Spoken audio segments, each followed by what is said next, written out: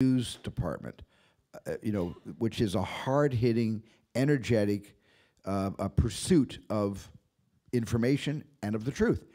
And that energy of feeling like we were in a newsroom while telling the story, combined with the limited amount of time I had in order to get this story out this year, I think gave this, the whole, that was responsible for the style this film was shot in. Question ici, là-bas, le micro. Oui, oui, vous l'avez. Hello. My question is for you, Steven. It's perhaps your first press movie, but also your first feminist movie. Do you consider this film, because we are living an incredible time of transition for women now, so do you consider that it is also your first feminist movie? No, my first feminist movie was The Color Purple. That was my first feminist movie. And that came from experience, because I had a very strong mom. I've been raised in a world of women. I have 3 younger sisters. I have no brothers. Every single person that's run my company has been a woman. Every department currently at Amblin Partners, every single department is headed by a woman. And this is the world that I'm most comfortable living in, which probably qualifies me to be the right choice to direct the Pentagon Papers. Question. Bonjour, je suis David Nikanowski du Point Pop. C'est une question destinée à Steven Spielberg. Ah, désolé. En fait, The Paper, Pentagon Papers, se termine pile là où les hommes du président commencent. Et je souhaitais savoir quelle a été l'influence du film de Pakula sur le vôtre, et aussi quels sont les points communs et les différences entre les deux films. Well, obviously, at the end of your movie, I mean, we see the premises, obviously, of Watergate. I mean, would you say that Pakula's film influenced you in some ways, or not at all?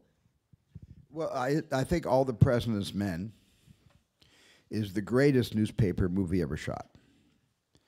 I'm just happy to be, somewhere in the realm of, as a cousin to that greatest story of journalism. And I honored Alan Pakula, who I never met, by the way, by ending our film with some of the same angles he used to begin his film, All the President's Men, with the break-in at the Watergate at the Democratic National Committee headquarters. But at the same time, our film is completely different than that film. And you can certainly refer to our film as a prequel to All the President's Men, but I really believe, and I think history really believes, that without the courage of Ben Bradlee and Katharine Graham to do what they did against a court order, leveled by Judge Murray Gorfine of an appellate court against the New York Times, for them to act at that moment in time gave such credibility to the Washington Post. They went from the second newspaper in Washington, D.C. The first was the Washington Star. They went from the also ran to a major local paper and also national paper because of just the Pentagon Papers story. And I really believe that led to the courage that Katharine Graham had, and Ben Bradlee certainly had, to then pursue, through Carl Bernstein and Bob Woodward, all the money trails that led directly to the resignation of Richard Nixon. So I think we're more than just a prequel in that sense. Hi, I'm Asma from Brain Managed. I have a question for Meryl about your character. It's a very strong woman, even though we don't see it. How did you do to work on your ability to perform a woman that looks weak, but at the same time is so powerful and has to stand up to all the men that direct her, that want to direct her in a way, even if she's the director of the paper she owns? Well, I've been in meetings where I've made a suggestion, meetings where I'm one of 2 women and there are 6 to 9 men, and a woman will suggest something and everybody go, yeah, and then the men will talk about it, and the same suggestion will come out of a man's mouth, and somebody goes, that's where we have to go. That's the kind of thinking we need to hear. And I don't know one woman that has not been in that meeting. And so we all share the understanding of what this is and where we are sort of in the evolutionary scale of, you know, human progress. We're getting there, but we're not there yet. So this comes at a particularly interesting moment, this film. When the first iteration of the script came to Amy Pascal, who's the first producer of it, she bought it 6 days before the election, where she fully anticipated that Hillary Clinton would be the president of the United States, first female president. And this would be kind of a nostalgic look back at the origin story of that kind of leadership. Suddenly, we had a different film and a different necessity. And so I think it really is a testament to Steven and to Josh Singer, who came in to dovetail these two stories. One, it was almost, in some ways, an apartheid story, because there was the woman's world, and then there was the newsroom, which was mostly men. And that is the way the world was. I remember it very well in 1971. So yeah, I think it's an accurate depiction of the world. For young women, it'll come, and young men, it'll be sort of a revelation that things were that recently so different. Oui, bonjour, Marc Choquet pour Chérie. Aujourd'hui, c'est mon anniversaire. Alors, Bon anniversaire. Merci, bah justement, je voulais vous faire, voilà, je vais poser ma question très rapidement et vous faire une déclaration. On s'était rencontrés il y a 2 ans pour un été à Osage County. Je voulais juste vous dire que vous êtes la plus belle et la plus grande actrice du monde. Je me suis fait mon petit cadeau, donc voilà, je voulais permettre de vous le dire. God. Wow. Et puis, vraiment, j'en garde un très bon souvenir. Et puis vous dire, tout simplement, si aussi Pentagon Papers n'est pas aussi un bel hommage à toutes les femmes aussi, à travers le monde, et en fonction de tout ce qu'elle a apporté aussi. C'est un film sur la liberté de la presse, mais je pense que c'est aussi un bel hommage à toutes les femmes. Merci en tout cas de m'avoir écouté. Merci, merci, monsieur. Happy birthday. Thank you so much. This was a love declaration to Meryl. Sorry, you guys. And it's also how this film is a tribute to all women, including obviously the freedom of the press. But you know, Tom, actually, you said No, this that- was all about a love letter to Meryl. You don't have to throw me you know, the scraps. That's all right. Sure, the meaning, you know, but the thing is, when you said that you sort of played with Meryl because you didn't tell that Steven would not improvise and all that. But really, I mean, and I remember that in this script it says this is the week Catherine Graham became Catherine Graham.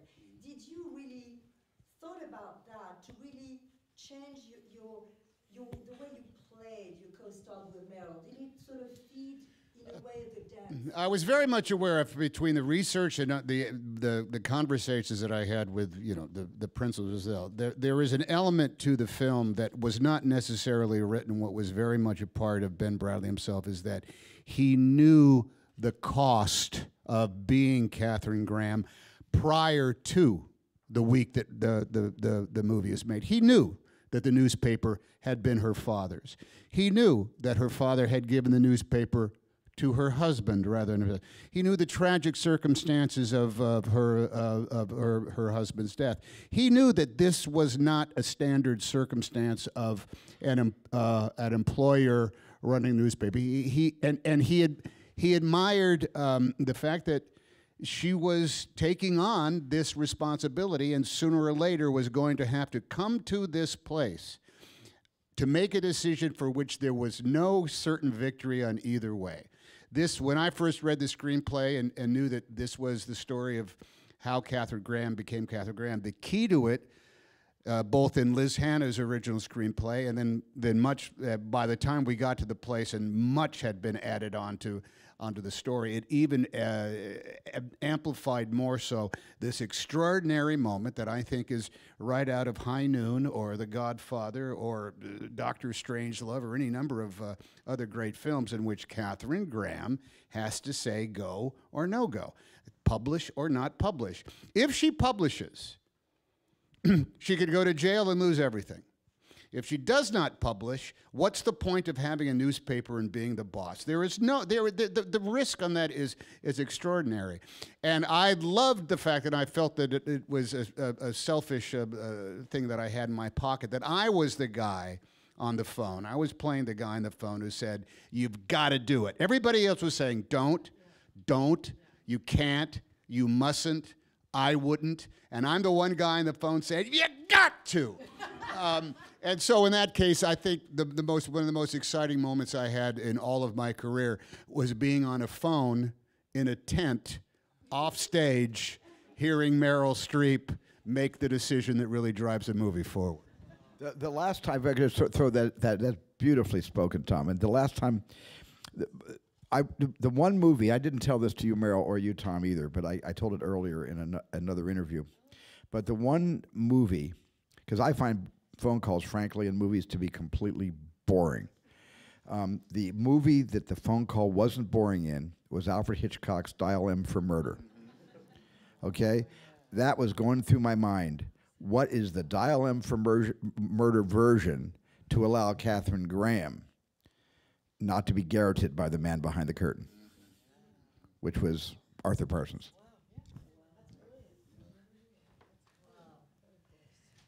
After that last question, all right. Hi, Thibaut from Belgium. It's a question for Meryl.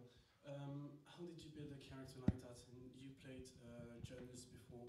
Did your character in Robert Redford's Lines for Lambs help you to build this character, which is in another level in the journalism business?